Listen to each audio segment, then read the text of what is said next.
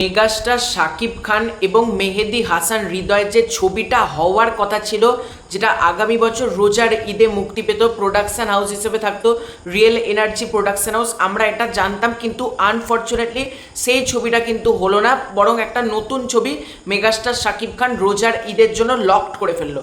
তাহলে আমরা যেটা শুনছিলাম অনেক দিন ধরে যে রিয়েল এনার্জি প্রোডাকশন হাউস সেই ছবিটাই করতে চলেছে, কিন্তু সেটা মেগাস্টার শাকিব খান ব্যতীত অন্য কোনো অ্যাক্টর হতে পারে, সেটা সারিফুল রাজ বা সিয়াম আহমেদ বা তোমার আরিফিন শুভ, এদেরকে দিয়ে নাকি ছবিটা তৈরি করা হবে।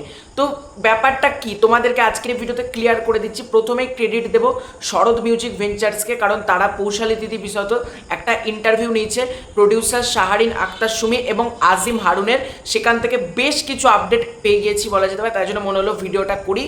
তো প্রথম কথা হচ্ছে, রিয়েল এনার্জি প্রোডাকশনের কর্ণধার শাহরিন আক্তার সুমি কিন্তু নিজেই জানিয়ে দিয়েছেন যে ছবিটা শাকিব খানকে নিয়ে করার কথা ছিল সেই ছবিটা কিন্তু শাকিব খানকে নিয়েই করা হবে।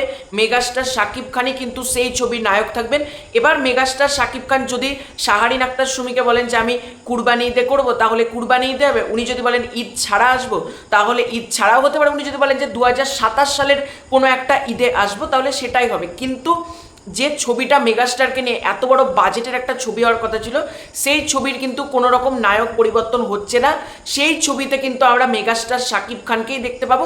সেটা রোজার ঈদে হলো না, আর কিছু সময় বাদে কিন্তু সেটা আমরা দেখতে পেতেই পারি। এরপর একটা অনেকের মধ্যে প্রশ্ন বলা যেতে পারে যে রিয়েল এনার্জি প্রোডাকশন হাউস কি তাহলে রোজার ঈদে কোনো ছবি করবে না?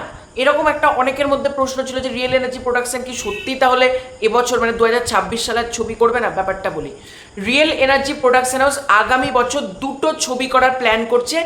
একটা ছবি আসবে রোজার ঈদে এবং সেই ছবিটা কিন্তু মেগাস্টার শাকিব খানের সাথে ক্ল্যাশ করবে। কিন্তু এগুলোকে না কম্পিটিশন না হিসেবে আমরা যদি দেখি সব সিনেমায় ভালো চলুক, তাহলে কিন্তু ইন্ডাস্ট্রিটা কোথাও গিয়ে গ্রো করে। তো শাহরিন আক্তার সুমি নিজেই কিন্তু বলছেন যে ছবিটা রোজার ঈদে আসতে চলেছে, সেই ছবির নায়ক হতে পারে শরীফুল রাজ, সিয়াম আহমেদ বা আরিফিন শুভ, বা এই তিনজন ব্যতীত অন্য কোনো নায়কও কিন্তু থাকতে পারে। এবং রিয়েল এনার্জি প্রোডাকশন হাউস প্রতি বছর 3টে করে ছবি আনার কিন্তু প্ল্যানিং করছে। একটা ছবি হবে রোজার ঈদে, অন্য একটা ছবি হবে কুরবানি ঈদে, এবং আর একটা ছবি হবে ঈদ ব্যতীত অন্য কোনো সময়, মানে নন ফেস্টিভ রিলিজ হতে পারে বা দুর্গাপুজো, ক্রিসমাস, এগুলোকে টার্গেট করা হতে পারে। তো আশা করি তোমাদের সব প্রশ্নের উত্তর তোমরা পেয়ে গিয়েছো। আর কি কোনো কিছু প্রশ্ন আছে? নিশ্চয়ই নেই। থাকলে কমেন্ট করে জানিও।